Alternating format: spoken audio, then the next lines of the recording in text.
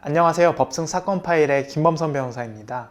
최근 이슈화되고 있는 음주운전에 대해서 오늘은 설명드릴 텐데요. 비록 최근에 윤창호법이 폐지되기는 했지만 음주운전으로 인해서 특히나 재범에 이를 경우에는 실형까지 내려질 수 있는 아주 무서운 범죄입니다. 법무법인 법승 사무실을 찾아온 의뢰인은 음주운전 등으로 인해서 여러 차례 처벌을 받은 전력이 있었습니다. 음주운전으로 처벌받은 상태에서 또다시 음주 측정 요구를 받았습니다. 그런데 이러한 음주 측정에 거부할 경우에는 과연 어떻게 될까요?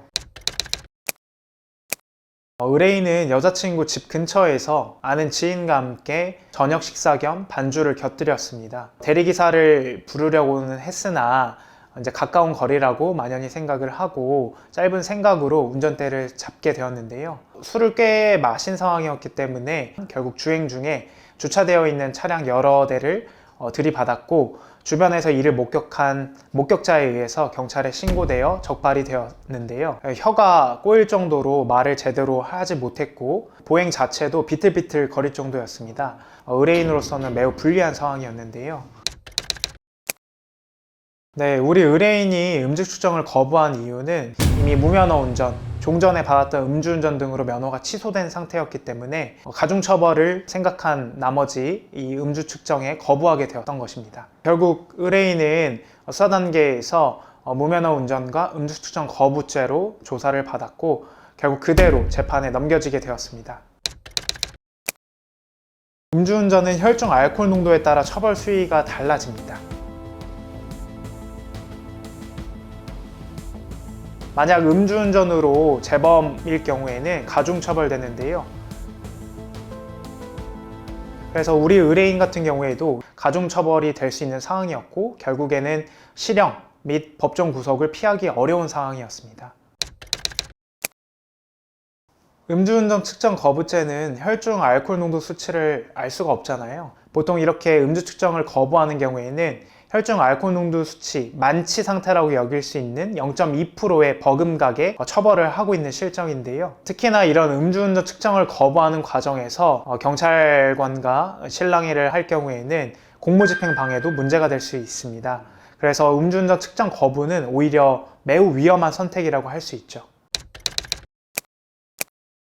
동정범죄를 저질렀을 경우에는 괘씸죄가 적용돼서 형벌이 높아지는 경우가 많습니다. 그러나 이러한 우리 의뢰인의 경우에는 비록 동정 전력이 있지만 약 10년 전의 일이고 비교적 이 사건과는 시간적 간격이 있음을 먼저 강조를 했습니다. 또한 벌금형을 초과하는 정가는 없으며 재범을 하지 않겠다라는 그런 의지를 밝히는 것이 무엇보다 중요합니다. 특히나 음주운전 같은 경우에는 한 번도 안 한 사람은 있다고 하더라도 한 번만 한 사람은 없다 라고 불릴 만큼 재범 가능성이 매우 높은 범죄인데요. 재범 방지의 경우에는 이러한 노력들을 피력하는 데 있어서는 먼저 병원, 특히 이제 정신과 병원에 내원을 해서 알코올 중독 치료를 병행을 하고요. 매일같이 대중교통을 이용하는 상황 등을 말씀을 드리고 자가 어떤 혈중 알코올 농도 수치를 측정을 해서 그 결과표를 사진으로 찍어서 재판부에 제출하기도 합니다. 이런 부분들을 구체적으로 의뢰인에게 안내를 해서 성실하게 해줄 것을 당부를 하였고 그래서 4차례의 음주운전, 무면허 운전, 음주운전 측정 거부에 이르기까지 동정 전력이 다수 있었음에도 불구하고 집행유예라는 최선의 결과를 얻을 수 있었습니다.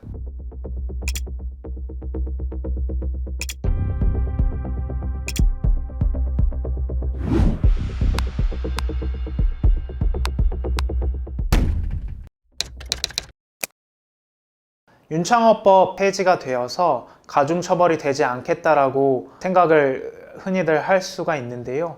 전혀 그렇지 않습니다. 최근 개정안에 따르면 음주운전, 특히 재범할 경우에 있어서는 가중처벌하고 있는 그 기본 형량을 더욱 늘리고 있는 추세로 가고 있습니다.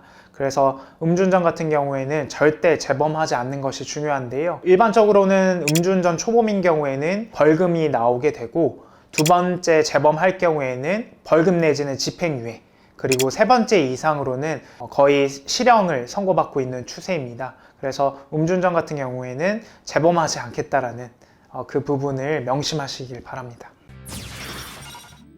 음주운전 재범 또는 음주운전 측정 거부죄로 처벌받을 위기에 있다면 법률 전문가의 도움을 받아서 초기 단계에서부터 양형자료 등을 준비하는 것이 이 사건의 포인트라고 할 수 있습니다. 법승TV 오늘은 여기까지입니다. 궁금한 사항이 있으시면 댓글 남겨주시길 바라며 앞으로도 좋은 내용으로 찾아뵙겠습니다. 지금까지 법무법인 법승 김범선 변호사였습니다.